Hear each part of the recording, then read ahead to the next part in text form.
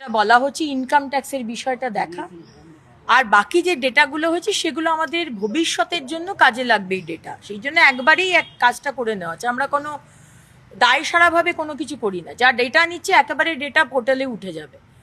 আপনি যদি মনে করেন যে আপনি অসত্য কথা বলবেন, আপনার 4 চাকা গাড়ি আছে কিন্তু আপনি বললেন আপনার গাড়ি নেই, এটা কিন্তু ভেরিফিকেশন হবে। সুতরাং আমি সবাইকে বলবো আমার মা বোনেদের অসত্য কথা লিখবেন না। তাতে কি হবে, আরও বেশি ব্ল্যাক স্পট হয়ে যাবে যে আপনি অসত্য কথা বলেছেন, কারণ এই ডেটার উপরে কিন্তু ভেরিফিকেশন হবে। সুতরাং আমি চাইবো সবাই, এটা আমাদেরই টাকা, এবং যে টাকাগুলো আমাদের আরও গরিব মা বোনেরা রয়েছে তারা পাক, আমাদের যাদের সামর্থ্য রয়েছে তারা আমরা নয় না নিলাম। আমাকে একটা কথা বলো, আমাদের যে পশ্চিমবঙ্গের নতুন যে মুখ্যমন্ত্রী হয়েছে শুভেন্দু অধিকারী, তিনি কি বলেছিল যে কোনো প্রকল্প বন্ধ হবে না, সব প্রকল্প চালু থাকবে। বাট এখনো পর্যন্ত কিছু দেখাই যাচ্ছে না, বোঝাই যাচ্ছে না। শুধু বলছে অন্নপূর্ণা ভান্ডার 1 জুন থেকে পাবে, ফের বলছে 2 তারিখের মধ্যে জমা করলে 3 তারিখ থেকে পেয়েই যাবে।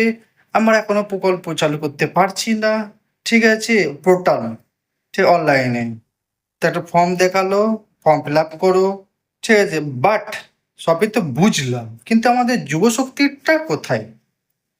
সব যে প্রকল্প বললো চালু থাকবে, কোনোটা বন্ধ থাকবে না, তাহলে আমাদের যুবশক্তির তো কোনো আলোচনাই নেই, কোনো কথাই নেই, কোনো কথাই উঠছে না।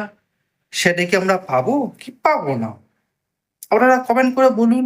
আর মুখ্যমন্ত্রীকেও জিজ্ঞাসা করুন যে সব প্রকল্প যখন চালু থাকবে তাহলে আমরাও নিশ্চয়ই যুবশক্তির টাকাটাও পাবো, তাই না? তো বন্ধুরা, আমি জানতে চাই কি চলছে ব্যাপারটা। সত্যি কি অন্নপূর্ণার ভান্ডারে 1 তারিখ থেকে টাকা ঢুকবে? আমার তো ডাউটও থাকছে। এরা না বলে বসে ফেলে যে কিছু এখন ঢুকবে না, এখন একটু প্রবলেম আছে, 2-3 মাস পরেই ঢুকবে, আমরা সব রেডি করছি, এই চালু হচ্ছে ওই চালু করছে।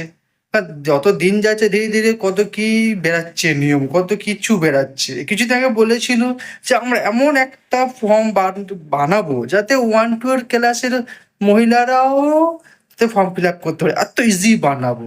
তাহলে ফর্মটা যে এত টাফ বানালো, তা কি করতে, এই দিতে হবে ওই দিতে হবে, এই করতে হবে সেই করতে হবে। আর লোককে বোকা বানাচ্ছে কি আমাদের? সত্যি কি আমরা বোকা বেনে গেলাম?